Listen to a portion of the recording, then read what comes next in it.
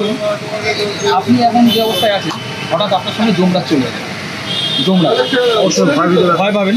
যমরাজ চলে যাবে, নিয়ে গেল, নিয়ে যেতে যেতে আপনাকে বলছে চ তুই তো এত মানুষকে বিশ্বাস করিস, এত মানুষকে ভরসা করিস, তাহলে চ তুই যাদের যাদের ভরসা করিস, সে তোর ছেলে হতে পারে, মেয়ে হতে পারে, তোর বউ হতে পারে, তোর বোন হতে পারে, যে কেউ, তোর কিছু স্বামী দাদু যেই হতে পারে, তাদেরকে যে ভরসা তুই ভালোবাসছিস, তুই সরে যাবার পরে সেই ভালোবাসা তোর জন্য আছে কিনা সেটা দেখার সুযোগ আপনি দেখবেন। হ্যাঁ নিশ্চয়ই দেখবেন সেটা যদি দেখেন যে সেই ভালোবাসাটা শুধুমাত্র আপনার পয়সার জন্য আপনাকে ভালোবাসছে, শুধুমাত্র আপনি যে কাজটা করছেন তার জন্য আপনাকে ভালোবাসছে, কিন্তু আপনার জন্য মনের থেকে বা অন্তরের থেকে কোনো ভালোবাসা নেই, আপনার রিয়াকশন কেমন? তো রিয়াকশন হয়ে যাদের জন্য আমি এত করলাম তারা বেইমান হলো, বেইমান হচ্ছে। আচ্ছা ধরুন এমন আপনার দোকান নিশ্চয়ই আছে, আপনি হঠাৎ করে একদিন একটা টালিগঞ্জে গেলেন, অডিশন দিলেন, আপনি রাতারাতি সুপারস্টার হয়ে গেলেন, হিরো হয়ে গেলেন।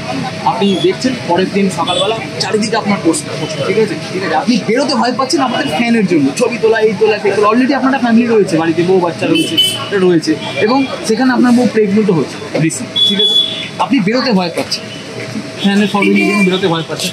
আপনি এই লাইফটাকে, এই লাইফ থেকে, নর্মাল লাইফ থেকে এই লেভেলের হাইটে উঠে যাওয়ার পরে আপনি ওই লাইফটাকে কন্টিনিউ করতে পারবেন ইন ফিউচার? না, কিছুটা তোমার স্ট্যাটাসের একটা ব্যাপার যাবে, যখন আমি ওই লেভেলে চলে যাবো তখন কিছুটা স্ট্যাটাসের ব্যাপারটা, সেই স্ট্যাটাসটাও আমার মেনটেন করতে হবে। এবার মেনটেন করতে গিয়ে আপনি কি আপনার ঘরের কোনো সমস্যা ক্রিয়েট করতে পারেন, বা আপনার ওয়াইফ যাতে সেটা কষ্ট পায়? সেটা যদি ও অ্যাডজাস্টের ব্যাপার, এখন আমার ওয়াইফ যদি সেটাকে অ্যাডজাস্ট করতে না পারে তখন সেখানে একটা অশান্তির সৃষ্টি হবে। যদি আপনি যদি বলেন যে আমাকে মানে এখন চলতে গেলে এইভাবেই চলতে হবে, আমার সাথে থাকতে গেলে আমাকে এইভাবেই থাকতে হবে, তখন যদি সে অ্যাডজাস্ট করতে না পারে, তখন আপনি দেখছেন তার সাথে আপনার দেখা হচ্ছে কম, কথা হচ্ছে শুধু ফোনে, আপনার ভালো লাগবে? ভালো লাগবে না, সেই জিনিসটাকে ভালো লাগাতে হবে। যদি আমাকে সেই কাজ কর্মগুলো আমাকে করতেই হয়, করতে হবে বলতে করতে হবে হবেই, তাহলে পেট চলবে না, সংসার চলবে না, কিছু চলবে না।